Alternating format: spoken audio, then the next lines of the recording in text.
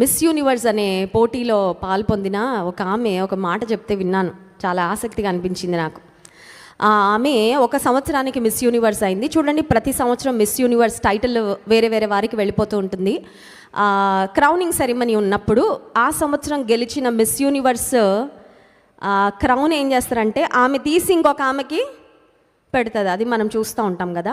So ఆ సంవత్సరం ముందు సంవత్సరం గెలిచిన ఆమె ఇప్పుడు ఈ సంవత్సరంలో ఇంకొక ఆమెకి ఆ పోటీలో నెగ్గింది. ఆమెకు ఆ క్రౌన్ పెట్టాలి.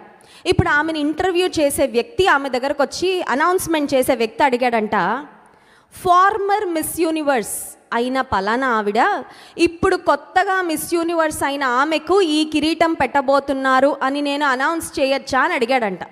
అప్పుడు ఈవిడ చెప్పిందంట, once miss universe is miss universe for ever.